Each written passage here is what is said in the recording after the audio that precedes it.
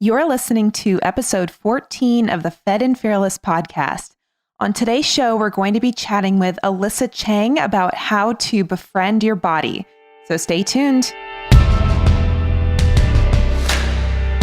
Hi, I'm Laura Schoenfeld. I'm a registered dietitian and coach trained in functional medicine with a passion for helping women just like you ditch perfectionism and use food, fitness, and self-care to fuel your bigger God-given purpose. I believe that it's possible to achieve your biggest life-changing goals without the frustration, obsession, or negative self-talk that so many women subject themselves to every day. All you need are the right tools, the right mindset, and the faith to turn your dreams into reality. I'm here to guide you along the way. The truth is that you are so much more than a body, and I'm on a mission to help you change the way you think and act at a core beliefs level so you can transform your physical, mental, and spiritual health from the inside out. Are you ready to become fed and fearless in your pursuit of a healthy, meaningful life? Welcome to the Fed and Fearless podcast. Hey everybody, welcome back to the Fed and Fearless podcast. I'm Laura Schoenfeld. I'm your host as always, and I'm super excited for the interview that we have today. She's a friend of mine who if you don't already know her, then I'm really glad that you're getting to know her today because you're going to want to follow her, and especially on Instagram where she shares a ton of really useful and just positive, inspiring content. So I'm very excited to have with me today Alyssa Chang. Alyssa was born and raised in Honolulu, Hawaii, and she moved to California to fulfill the dream of playing collegiate volleyball at California State University, East Bay, where she majored in kinesiology with an emphasis on exercise and nutrition. Her passion for competing led her to train for 4-figure competitions in 2010. Through this journey of physical change, Alyssa was exposed to the repercussions of extreme dieting and training. Her journey through metabolic issues has driven her to educate others about these dangers and the effect it can have on the body. She also learned the importance of practicing forms of happiness and self-acceptance in order to achieve long-term fulfillment regardless of your shape.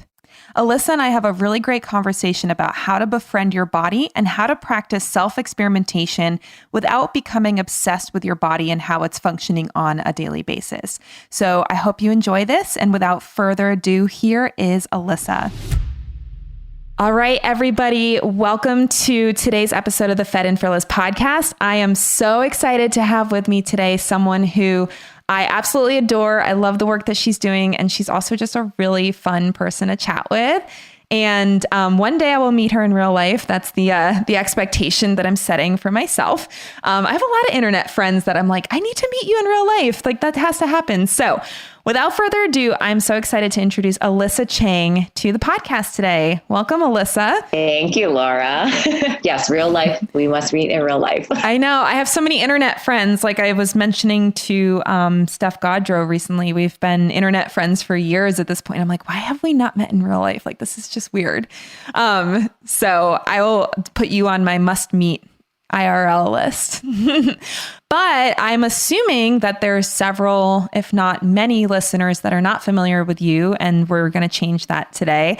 But what I would love to start with is just a kind of get to know you question so people can know why you're even in the space that you're in, what led you to be where you are today. So can you give us your condensed version of what led you to be a wellness coach and what was your journey to get you to where you are today? Yeah. So, becoming a wellness coach, it's always like, oh, how do you condense this story? But I basically stumbled into it. I was a college athlete. I played volleyball.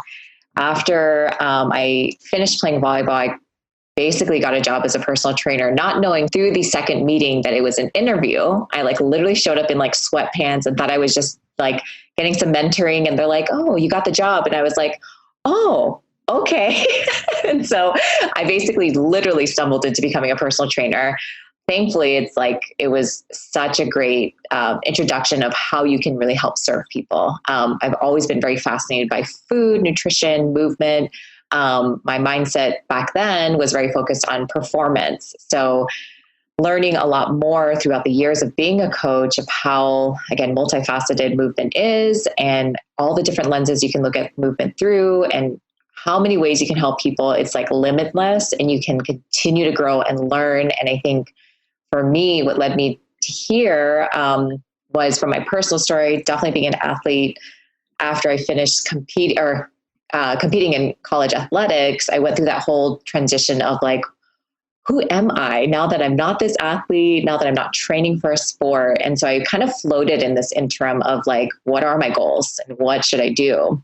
And I had a friend basically ask me, have you heard of figure competitions? And so no idea what that was, stumbled into that, hired a coach, competed, went through the whole traditional prep where, you're eating tilapia and 4 spears of asparagus, and severely compromised my health, both mentally and physically. Went through another identity, like revamping of like, who am I if I'm not a figure competitor and if I'm not in a specific body? And I think that whole growth really led me to what I consider wellness, which is like really understanding like who you are at the root of it, what matters to you, how does fitness, quote unquote, fit into the life that you want to lead, and how can you like engage in a way in your life that like basically really provides a lot of health, happiness, fulfillment, and connection. Awesome. Well, that was super condensed. I almost could have listened to more than just that. I think I was on an interview with Lucia Hawley. I don't know if you know her. If you don't, you should know her because I feel like you would like each other. But and she asked me for like a short intro to myself, and I'm pretty sure it took like 15 minutes for me to go through the whole thing. I don't know. I could be over exaggerating, but that was very condensed and very impressed.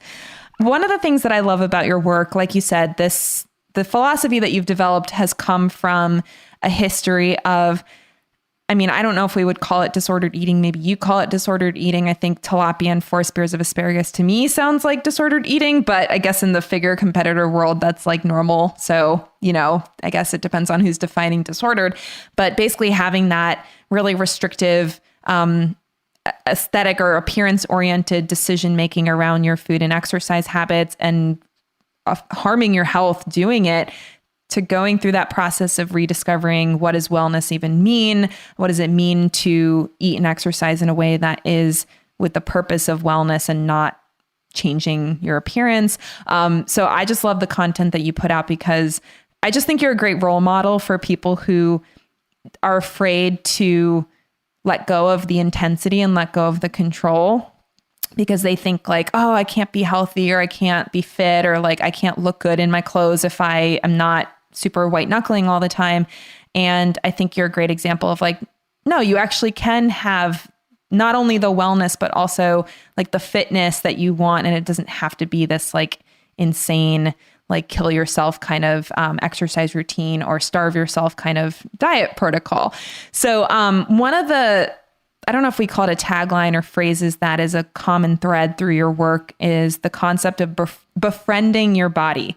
So can you tell our audience a little bit more about what does it mean to befriend your body? Yeah, so it actually came from a quote. I wrote it down because I really wanted to make sure I articulated it word for word. So the quote is, and I whispered to my body, I want to be your friend. It took a long breath and replied, I've been waiting my whole life for this.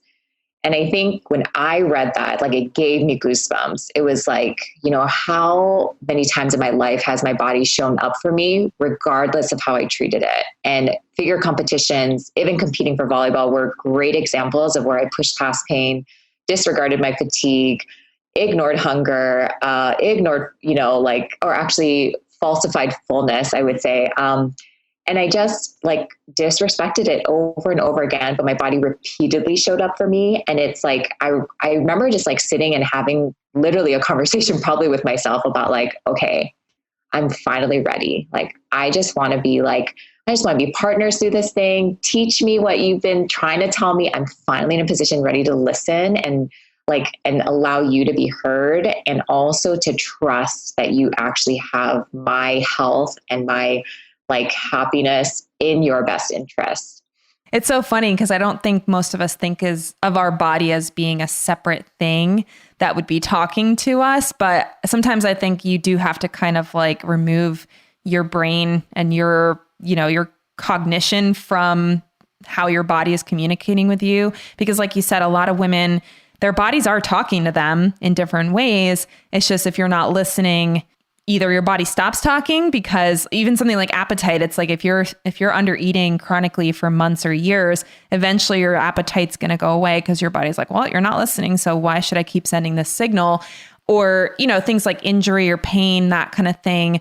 If you keep ignoring it, maybe it gets worse and worse until you can't ignore it anymore. But we don't want to get to a place where our body has to scream at us for us to pay attention. So I love the concept of not completely ignoring your higher cognition in the process, because I think sometimes if we're malnourished or we've come from let's say like a standard American diet, our body isn't always giving us the best signals for what we should be eating or how we should be moving to take care of our bodies.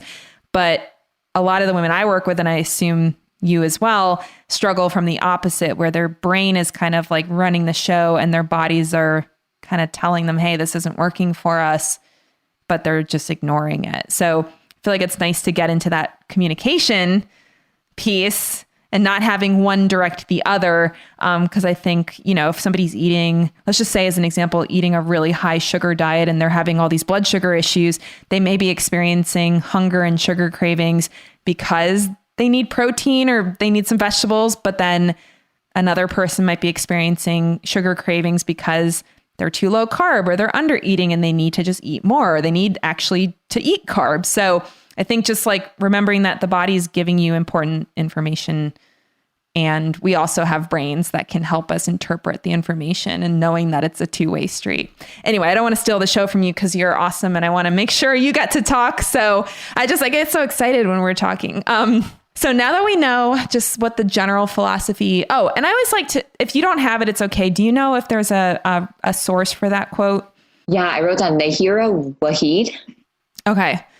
Yeah, I always like to source quotes if we can, just because I think that's respectful. So that's the quote. And then what are some practical steps that a woman could take to start befriending her body if she's been ignoring it for a long time or maybe forever? Yeah, I think first things first is to understand that, you have more repetitions ignoring your body. So that unfortunately is more of a hardwired pathway that you're going to default to over and over again. It's just like kind of brushing off the fatigue, ignoring the pain. And so starting from that position of like, this is going to be new. So I have to actually push pause a little bit more and actively try to like ask myself, like, how am I doing? A large part of my work is when I'm positioning myself with my clients to be that person of like, how are you feeling? How's the body doing? Is like, I serve that temporary role of their check-ins until they develop enough repetitions where then they're intuitively just asking themselves of like, oh, how am I feeling? Oh, I'm kind of tired.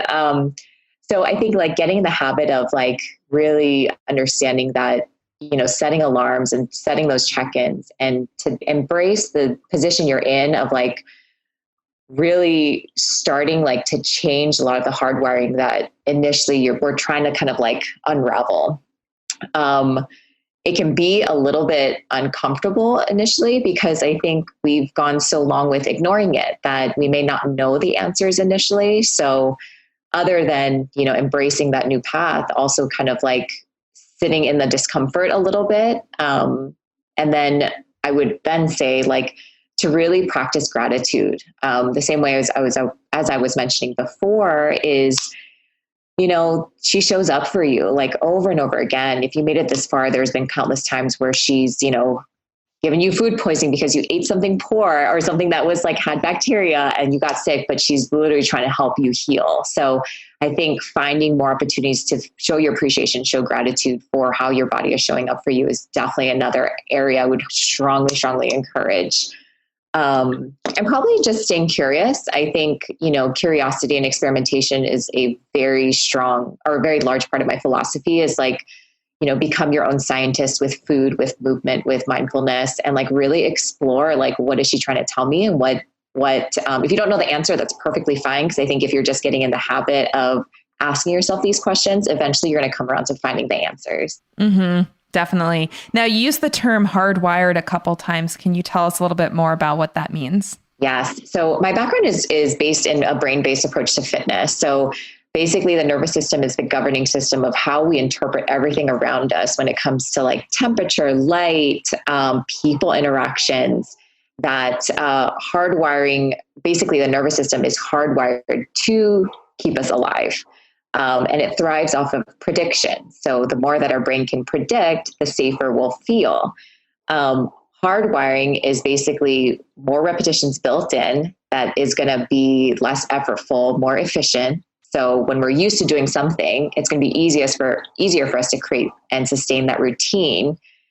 Changing it is where the hardwiring gets unraveled, but it's also more energy exhaustive. So if you are trying to change a lot of behaviors, but you're also on a really calorically restrictive diet, you're probably not going to sustain the change as well, or it's going to be pretty painful and uncomfortable. And so when you're trying to change a lot of stuff, it's like you also need to fuel your brain. So hardwiring is just from a neural perspective, just how we basically go from point A to point B. And there's like a string, I would say basically a road that gets us to those points, and it's really nicely paved. And sometimes we need to take a reroute, and then that reroute is what we're trying to create new pathways.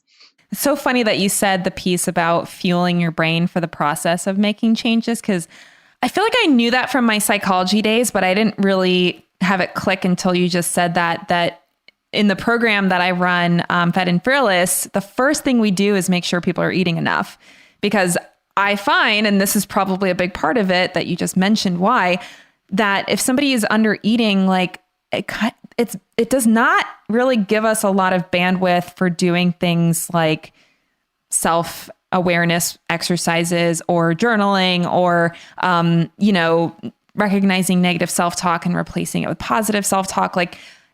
And it's funny because a lot of people will say, well, why do you do the food piece first? Like, shouldn't we be changing the way that we think about ourselves before we change our food? And I'm like, listen, if you're eating 1,200 calories a day and you're trying to like dig into who you are as a person, and you don't even have the physical energy to do that, it's going to be a complete disaster. So that's why I'm like, listen, let's just get your food to a place where you're nourishing yourself, and then that'll give you a good baseline to work from. And the same with the exercise, because that's step 2 is making sure that their exercise routine is not excessive or non-existent, because that's another piece of the energy puzzle, like daily appropriate movement that feels good and gives you energy. It's like, let's set the foundation so that you can then start to ask yourself questions about like, what are my beliefs about myself? What's my identity? That kind of thing. So it's cool that you said that, because I was like, oh, I never thought about the fact that it's actually like there's a biochemical reason why we would start here. Statistically, the frontal lobe uses 25% more glucose. So, everyone who's trying to like do some of that, like unpacking of like, what are my beliefs? Like, how do I view food? Why is it good or bad? Why do I think that carbs are bad? It's just like, it's heavy stuff, right? Because you don't know if that came from the book you read yesterday or from like something you heard when you were 5 years old.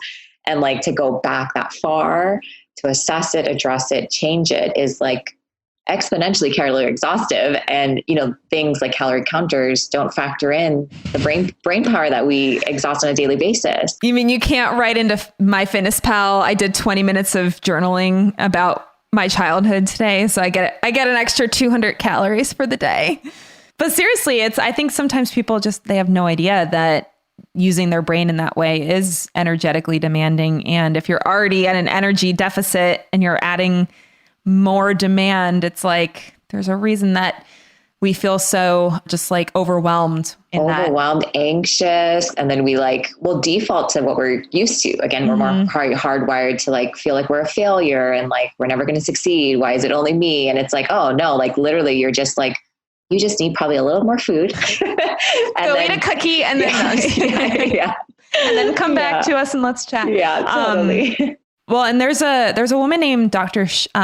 Shannon Irvine that she does some of this conversation for entrepreneurs, but she talks about it as far as like actual like neural pathways. And this is probably exactly what you're talking about, where the neurons, as they're used more frequently and as they're communicating more, they'll actually start to like attach and then get like entangled because they're just making it so that that signal can travel really fast. And then over time, if you're not using that neural pathway, it starts to untangle and then eventually separates, and eventually having that thought happen is really difficult. So it's exactly what you're saying. Like a thought that you've had repetitively for 20 years is going to be super entangled, and it's going to take time for that to untangle. And it's going to be very easy for your brain to go down that path, even when you don't want it to, versus the new pathways that you're forming with the new beliefs. You have to reinforce them regularly so that eventually they will connect, and then they'll entangle, and then it'll be super fast for you to have the thought that you want to have. So it's awesome that that's basically exactly what you're saying. Is like you're creating a faster pathway for positive and self-supportive thoughts, as opposed to self-deprecating negative thoughts like, oh, I'm not good enough, I'll never be good enough, blah, blah, blah. So, awesome. I love that we're always on the same page about anything. It just makes it so easy to chat with you. So I was just kind of, when I was preparing for this podcast, I don't know if you could tell by the questions, I was like digging around your website to see what are some of the things that she talks about that I can ask her about. So one of the things I came across is just kind of like your overall philosophy on working with clients. And one of the things that you mentioned is the importance of defining your values before embarking on a new health journey. And it's so funny because like literally we do the same thing in our program where it's like we define the values that are important to us. So can you tell the audience why this is such an important step and first step to deciding how you're going to approach your nutrition, your fitness, your health habits? Yeah. I mean, it provides you a much better filter to like be less likely to fall for like diet tricks, gimmicks, fitness trends. You're just going to have like kind of your own building blocks in place. And if it's like compassion, like one of mine is like self-compassion and compassion. So when I established that as my values and I assessed at how I was living in alignment with them, I was like doing fasted cardio. I was like working out way past exhaustion. I wasn't taking any days off. And I was like wondering why I wasn't fulfilled or why I wasn't happy and why I was feeling really at like a sticky juncture of like, I'm just not feeling connected to what mattered to me. And that path will never lead you to overall fulfillment. And a large part of feeling healthful is like, do I feel like I'm aligned with what matters to me? And, you know, for a lot of my clients, it's like in their inquiry, it's, you know, I want to know what you value, and to not only understand if we're going to be a good match, but also for them to just kind of start using that as their lens that they filter everything through. So if they're like, hey, Alyssa, what do you think about this diet? I'm like, okay, cool. Like, what are your curiosities? We explore that. And then it always comes back down to, well, does it align with what really matters to you? And does this provide your life meaning? And so I learned that after I competed, after I'd gone through my whole process and journey. But once I got closer and closer to aligning myself with my day-to-day actions, like befriending my body, being compassionate was just like far easier. And like, I'm such a fan of like things being easier and like effective without it having to be like going against a grind and like, you know, just like what we traditionally hear in the fitness industry. Yeah, one of the philosophies I have with my program in general, and really with all the clients I work with, is minimum effective dose. So what's the least amount that you can do to get the results you want to get? And then once you hit that level, what's the value of going above and beyond that? Because for a lot of people, there is no value. Now, for some people, yeah, if you want to be a professional athlete or you want to run a marathon or something, there may be some extra things that you need to do that go beyond just general health and wellness and purpose. But, you know, if you're not that person that has specific fitness goals that are way above the norm, or even like, you know, 80%, 90% of what normal people are trying to achieve, then the question is, okay, if you're going to the gym, if you're lifting 6 days a week, why? Like, what's the benefit? What if you only did 3 days a week or 4 days a week? Could you actually get the same results and have an extra like 3-4 hours to do other things with your life, or, you know, have fun and spend some time with friends and family or something? So it's just like, I think you probably get a lot of the same kind of clients where it's like, they just, more is more, right? It's always like, what else can I do? What else can I do? And they don't really stop to question like, well, what would be the benefit of adding more in at this point? And, you know, what am I saying no to so I can say yes to this exercise routine or this diet? Right. I was walking along the beach with my sister like a couple of holidays ago, and she like turned to me and she's like, it's so much more fun. And I was like, oh, what? And she's like, it's so much more fun than now that you're not at the gym all the time. And I was just like, oh, because it was like, it hit me heavy because to me, it was like, I just got to get to the gym. I got to do all this stuff. Meanwhile, it was like, my family would always support me for what I wanted to do and achieve and let me figure out my own path. But like, meanwhile, I'm not connecting with them and I'm not showing up to those relationships the way that I know I can, the way that they may need me. And so she's like, hearing her say that, I was like, wow, how many other people may feel the same way, And so aligning yourself and defining your values is like, oh, it's just such a high priority of, when you first starting any type of program. Yeah. I mean, we can even talk about more than just nutrition and fitness changes. I mean, even I know you've probably had this experience too with the journey of entrepreneurship where it's like, why are you doing what you're doing if you're not super clear about yes, making money is great, but I don't think any of us would be entrepreneurs if it was all about making money, because that would be a really kind of silly way to get successful. It's a lot of work and a lot of soul searching and personal development. So yeah, so I think it's like anytime you're going to put an effort and really dedicate time and energy and attention to anything in your life, you should kind of take a step back and be like, how does this align with my values? Because you mentioned compassion being one of your values. Maybe the work that you do actually is spreading compassion and creating compassion in other people's lives and being compassionate with others. So the work is probably very aligned with your personal values, which is awesome. And I think that's the joy of entrepreneurship, is getting to decide, what am I going to do and how am I going to show up and who am I going to show up for and that kind of thing. So like I said, I feel like I could just be like talking about this just go for hours. Now, just to kind of bring it back to some of the physical things, because something else that I've noticed that you do talk about a lot on Instagram and your website and all that is breathing as being a really important practice. And we actually just interviewed a woman named Sarah Smith who talked a lot about breathing because she's got a pelvic health expertise. And so it's so funny. And when she was talking to me about breathing, I was like, oh my gosh, am I breathing right? Like I gotta like sit up and everything. So I know that breathing in a less optimal way is something that can trigger health problems and symptoms that people are experiencing. So what would you say to a woman who's questioning, do I need to work on my breathing pattern? Like, how do I know if that's something that I should be paying attention to? What kind of symptoms might she look out for?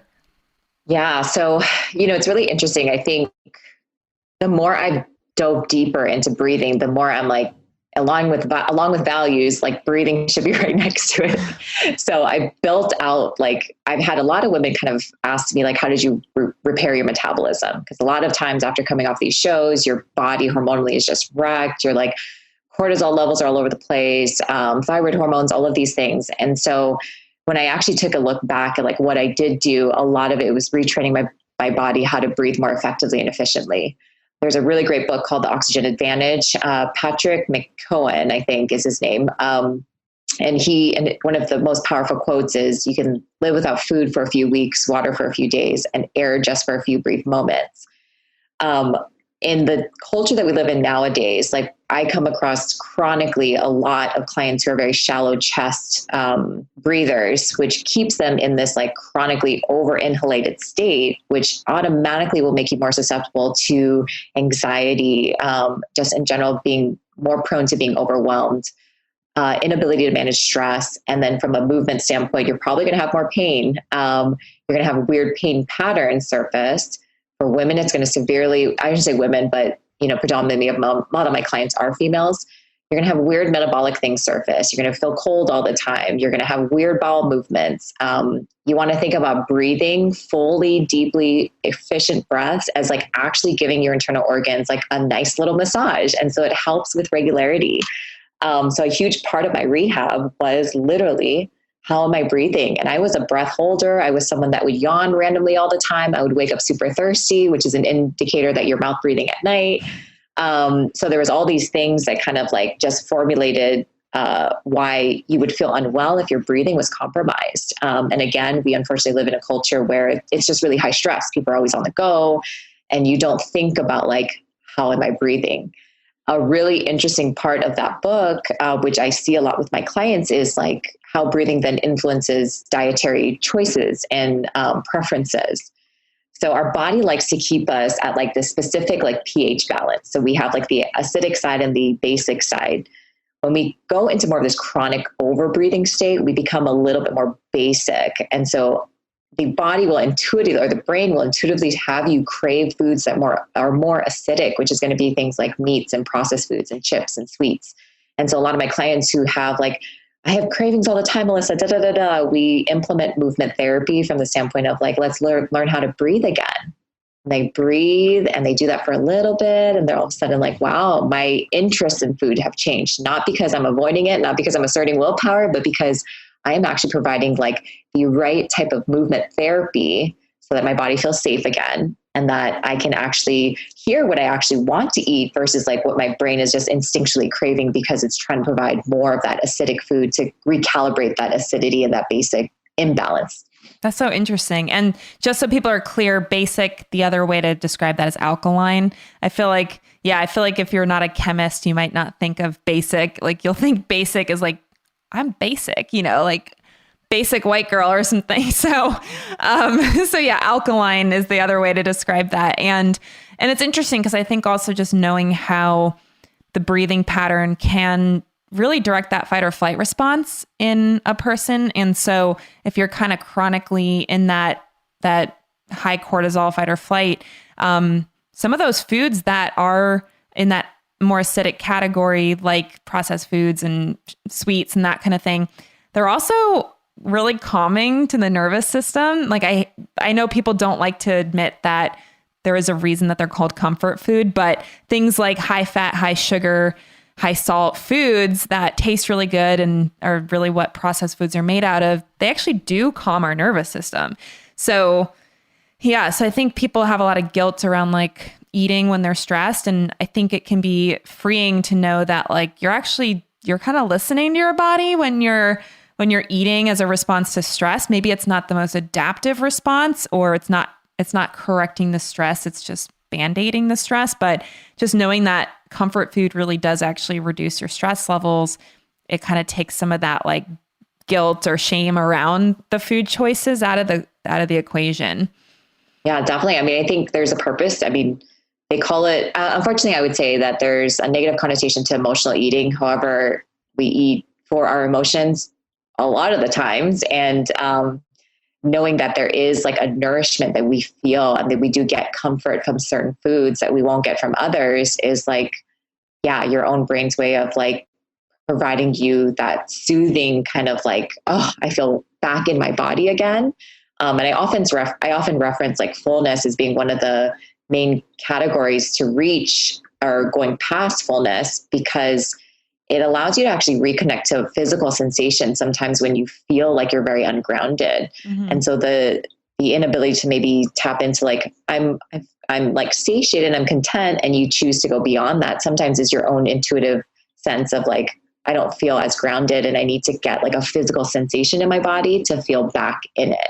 I find that for a lot of my clients and myself included, that if they're eating meals that are meeting their needs on a regular basis, that a lot of times that desire to emotionally eat goes away because they're not fighting basically malnourishment, right? Like, I mean, your body's not stupid. If you're under eating and you need calories and it's starting to get a little bit like, okay, where are we going to get these calories? Of course, your body's going to try to go for the most calorically dense fat and sugar and salt containing thing that it can find. So whenever I have a client coming to me saying, oh my gosh, I can't control myself around cookies or like sweets. And we look at what they're eating, usually, maybe not 100% of the time, but very frequently they're significantly under eating the rest of the day. And it's kind of like a cyclical pattern, because they'll overeat on something like, cookies or ice cream or something at dessert time or evening time. And then they'll feel bad about doing that. So what they'll do to quote unquote, fix the problem is that I'm going to be really good tomorrow. So they're like extra restrictive the next day because they're thinking they're like making up for the mistake they made the night before. And then that's creating that same circumstance where it's like, okay, we didn't get enough to eat. Like, where are the cookies? So for myself and for pretty much the majority of the women I've worked with, when we started focusing on what does enough food look like at each meal to meet my general needs. Like, obviously it's going to change and fluctuate, but like, what's like a basic amount of food that is reasonable to put on my plate to make sure I'm getting the nourishment that my body needs to function. After that, then it's like, do you even want the dessert? Maybe you do, maybe you don't, but you're not eating it because your body is stressed and malnourished and like seeking extra food or extra calories. So I always think that's important because I know so many people out there are like, the best way to cure sugar cravings is to go on like a sugar detox and that kind of thing. And I'm just like, I feel like there's better ways to do it. I actually really think the benefit of those sugar detox programs is that people are getting more protein in their diet on them. They're getting more vegetables. They're getting more things that kind of are more nourishing in the actual food themselves. So then they don't quite feel the cravings as much. But I think eliminating sugar is kind of like not necessarily the answer to that. So like I said, it's every time we talk about a question, I'm like, I asked you a question about breathing and suddenly we're talking about sugar. I don't know exactly how that worked. But another thing I saw on your Instagram recently was that you said, and I'll quote this, failing on your diet is the healthiest thing for you. Now, I know I took that out of context, so I apologize, but can you explain to our listeners why failing on your diet could actually be a good thing? There was a quote I came across too, I think, which kind of propelled potentially what I started talking about was, when we put ourselves into restriction, it actually hardwires us to become more obsessive with food. So we start watching the Food Network, we start baking all the time, but we're not eating the baked goods, we're just giving them away. And so, this whole element of like failing on your diet, when we go back to what I was talking about neurologically, is that our brain is hardwired to keep us alive. So anything that poses as a threat will increase definitely our own stress internally in our body, but we may start noticing behaviors that we unconsciously do. I remember when I was dieting for my show, one of my new coach, because I had transitioned to a couple coaches, my new coach, I was like freaking out because I didn't get the sugar-free Jell-O. I got like the regular Jell-O. And he's like, I feel like your brain just had you grab the sugar Jell-O. And I just like laughed, but I honestly feel like there will be intuitive responses that we will do as a like deeply rooted need to keep us alive. And so sometimes being on a very restrictive plan and we falling off every so often is like, we reach a certain threshold of like, wow, I just can't function. I can't think. I have brain fog. I'm so tired that, we say, F it, I'm going to eat something. And in my opinion, I feel like that's super informative, number one. And I want to encourage people to really think about like, what if that survival mechanism of keeping us alive is so built into our DNA that no one should ever be on a diet, that as a result creates like, discomfort, anxiety, guilt, shame, all of that. Our bodies aren't meant to sustain long periods of restriction, especially if we're not actively recovering or we don't have a therapeutic movement practice in place. And if we're spending hours at the gym doing double days, there's a deadline. There's going to be a deadline for it. And it's not your fault. I think it's just built in to what we are primed to do, which is reproduce, is one of them. And a lot of women, you work with a ton of women on reproduction and hormones. And it's just like, you'll lose your menstrual cycle once your body fat drops between a specific, threshold. And why does that happen? Oh, because you're not in a safe enough space to actually reproduce. And I think, once we can kind of ingrain in our heads more consistently that, again, our bodies always have our back. They're always showing up for us. They're going to do things to keep us alive that may seem counterintuitive initially, but when we circle all the way back around, I gained all that weight after post-show because my body needed to recalibrate. It needed to feel safe. It needed to have more than enough body fat. It needed to remind me to slow down. So I felt extreme fatigue. So those are kind of like the whole, like, why failing on your diet is like super important, to be honest. Yeah.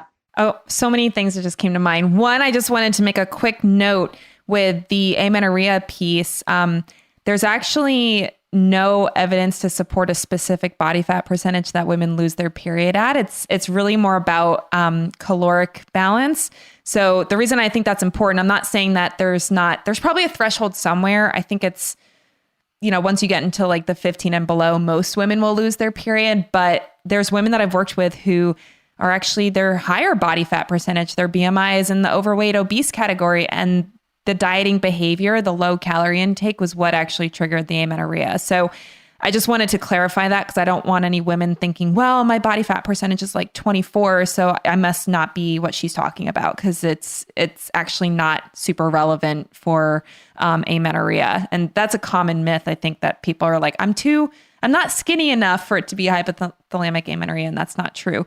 But you were saying basically that it's almost like an overcorrection that your body gets into when you've been restricted for so long. And honestly, I think the people who don't have that overcorrection are the ones that end up with, actual like dangerous to their life eating disorders. Because if you've ever interacted with someone that has like anorexia nervosa, where they're eating like maybe 200 calories a day, and they just can't see that there's something wrong with that, or they just see themselves as being still too fat or whatever it is. I think you really have to have some significant mental disorder to get to a place where you can ignore that drive to stay alive like that. So like you said, I mean, maybe some people beat themselves up about falling off their diet, but really that's a sign that your body and your brain are actually communicating pretty well, and your body is willing to do whatever it takes to override your prefrontal cortex that's making bad decisions and get you back to a place where you're not basically fighting your survival instincts every single day. Man, I wish I could remember what I was going to ask you. That's okay. Maybe I'll have you on the podcast again and we'll talk about it. And actually something that I want to talk about, because I think a lot of times when we're talking I just remembered what it was. My brain is so funny. This is going to be a fun podcast for you listeners that are like, wow, she really can't keep a train going on one track. I was going to point out something that you said about when you were going through the refeeding and resting process, that you were feeling so tired. That's something that so many of my clients, like, they really freak out about when it's like they're used to having a lot of energy and they think energy must mean I'm like well fueled and doing good things for my body. And then they start to do the refeeding and like cutting down their exercise process. And they're like, why am I so tired? Why does my whole body hurt? And I try to explain to them that it's normal, but I would love if you have any sort of feedback or like words of wisdom about that to share, because I really want women to be aware that if eating more makes them super tired, or taking time off the gym makes them super tired, like that's actually a sign that they probably need more of that. So tell us what your perspective on that is. Yeah, I'll give an example. So, if you go like a whole week and you're getting like 5 hours of sleep and you're someone that needs like 8 hours, then all of a sudden Saturday rolls around and then you get like 11 hours of sleep, but you wake up and you're like, ugh, why do I feel more tired? So it's like that example of like you create like a debt, and then maybe you start to explore like, oh, I get better sleep, or now I'm going to eat more. Now I'm going to rest more. Your body is going to make this go through like an uncomfortable transition. And then transitional period is where there's a lot of like confusion happening neurologically, where the brain is like, okay, are we safe? What's going on? She gonna let me rest now? I'm not sure. And so all of the repairing and recovery is also being stimulated at the same time. And so it's super common. I would say I experience the same thing where clients are a little bit confused. Like, shouldn't I automatically feel better? But it's not a light switch, right? There's going to be a transition, and then transition can be predicated on the intensity of how restrictive you were, or how much you're pushing your body in the gym, or how little sleep you're getting. That, the debt that you incur sometimes takes a little bit of time for your body to then understand and feel safe, and then be able to predict like, oh, okay, this is the new routine we've established. Cool. I now know what to do with these calories. Let's push them to the muscles. Okay, let's give her a little more energy. So it's all that transitional, like middle ground that I think a lot of people get uncomfortable with, because there's the false assumption that it should be like a light switch. It should be really fast, but there's so much chemical changes that happen within that period that is going to make you feel more confused than automatically I feel like amazing. Yeah, Not for everyone, but I think it depends on the level of severity of the dysfunction leading into it. Because if you're just like a little bit malnourished or like a little bit overtraining and you change things, you may actually feel better right away. Like I know for me, if I train too much in 1 week, I'll feel pretty tired from that. And if I go back to my normal routine, I'll feel pretty good relatively fast. But when somebody's been in that dysfunctional state for a long time, there is going to be a transition period, like you said. And one of the ways I conceptualize it, and I feel like this is scientific, but maybe I'm just totally making this up. I feel like when you are in that underfed, overtrained state and you're feeling all that energy, a lot of that energy is like your body is having this survival kick in. Like, I better get my energy up so I can find food, so I can find shelter, so I can get out of this stressful situation. Because your body doesn't know why you're expending all this energy and why there's no food available. I mean, for all it knows is you're on the run from, some kind of war happening and you have no food available. And so that extra energy that you get in that state, I think, honestly, is your body's like, we're going to keep it going until we find shelter, we find food. And then once we find what we need, then we can relax. And so I feel like when they get into that rest and refeed state, that's the body's sign to say, okay, we're finally safe. Let's really just bring it down and make her rest, make her stay put, just get an opportunity for that recovery period. And so it's almost like that massive drop in that stress hormone output creates this sensation of extreme fatigue and, just brain fog, or just feeling like, why do I feel worse? It's because all those stress hormones, they actually cortisol creates mental clarity because you're alert, you're looking for danger, that kind of thing. And so that alertness and that energy that you get from those disordered behaviors, that's not sustainable. And it's not something that is a positive sign that what you were doing before was good for you. So that's how I conceptualize it. And like I said, I feel like it's based on physiological evidence, but that's okay. I mean, sometimes I think I'll explain things. I'm like, this makes sense to me, but somebody super scientific might come in and be like, you're dumb. And that's okay. If it makes sense to people and it helps them, that's fine. Okay. So I have a couple more questions, and I want to respect your time because I could totally talk to you for a million hours and this would never end, this episode. But I want to make sure that, we'll have you on for another one and we can continue this amazing conversation. I wanted to let people walk away with some practical tips because one of the things that I know you and I align very heavily on is the concept of making changes to your diet and exercise routine with the goal of improving your health, but not in an obsessive way. Because we don't want people to just say, forget it, I give up, I'm just not going to exercise anymore and I'm just going to eat junk food, because that's not really the optimal way to treat your body either. And not that there's anything wrong with being having a couple lazy days or a couple lazy months if you are recovering. But we just don't want people to feel like it's either go to the gym 6 days a week or do nothing. We want them to find their middle ground.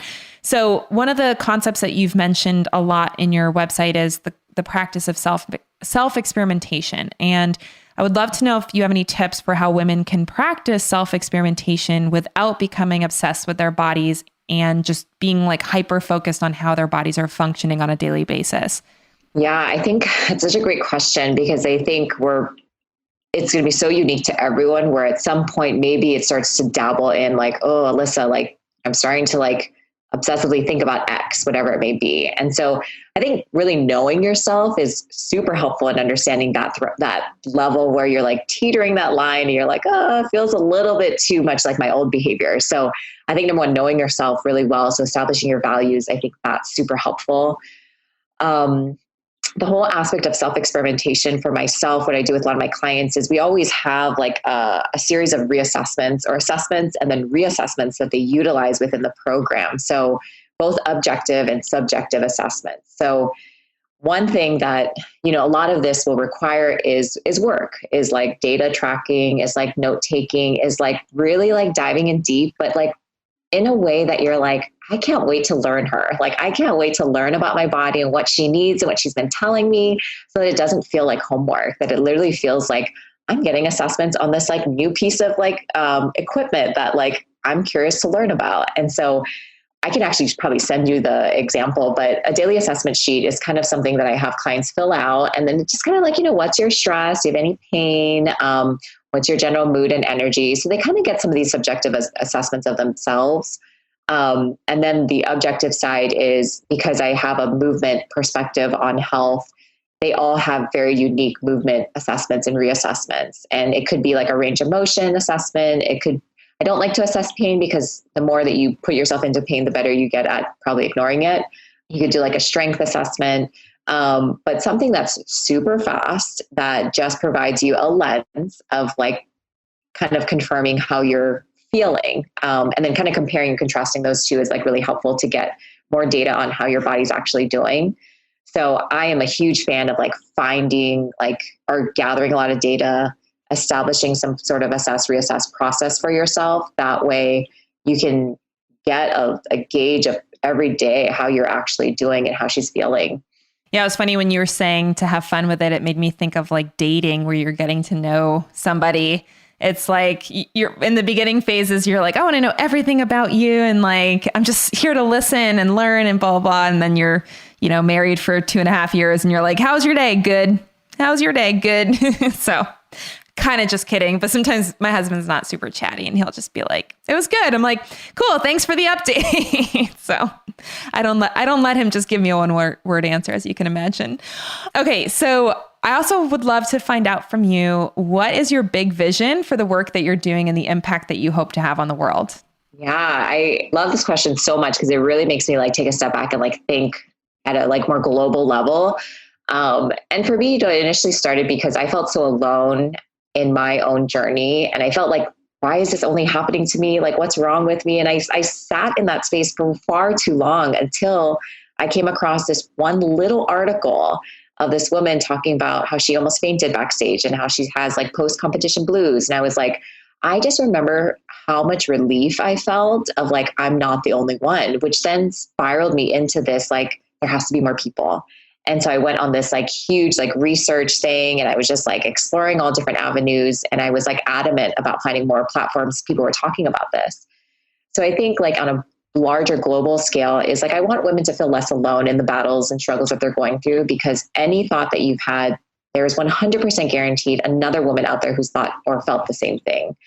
I think, and another area is, I'm not a mother yet. I actually work with a ton of moms. And, when I become a mom, like a huge passion of mine is to like really cut or really interrupt, I would say, the normal trajectory we see a lot of women kind of going down, which is I conducted interviews asking women, like, when was your first thought of your body and being body aware and conscious? And it's young. It's like 5, 6 years old, 7 years old. And, when we're so young like that, we're so impressionable. Not to say we're not impressionable now, but, we're told you're so pretty, you're so beautiful. And, I want us to change and have a very positive impact on future generations where we are being celebrated for things of like intelligence, brilliance, strength, compassion, and things like that. So I think the more that we can like really address and assess like our own needs, get familiar with what we need,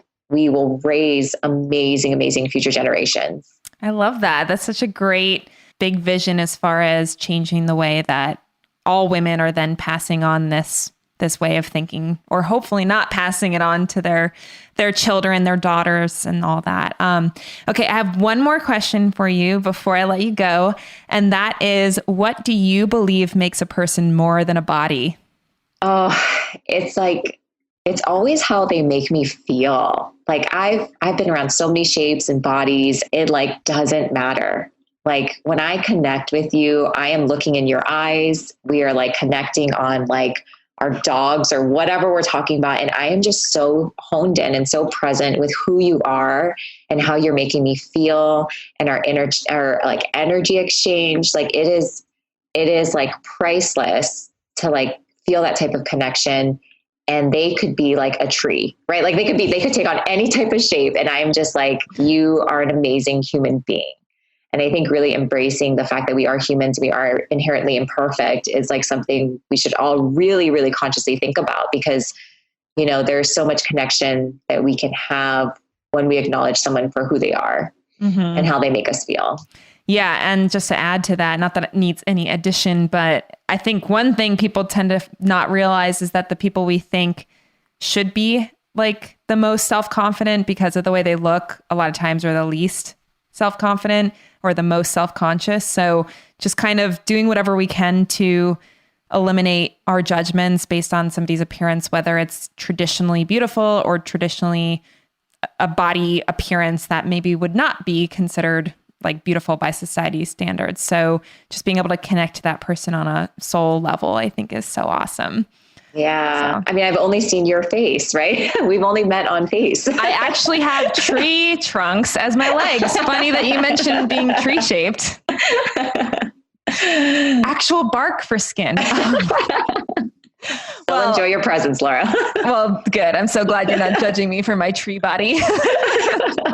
Well, anyway, like I said, we could probably talk for another couple of hours, and I will definitely want to have you on the show again because you are just such a joy to communicate with and to share so many same perspectives on, and to know that there's other women out there that are doing the work to help change the narrative that women are using when they think about health and fitness and nutrition and all that. So all that said, I know that our audience is going to want to get to know you more and get connected with your stuff, your programs, your content. Your Instagram feed is just like so beautiful. All your photos are so beautiful.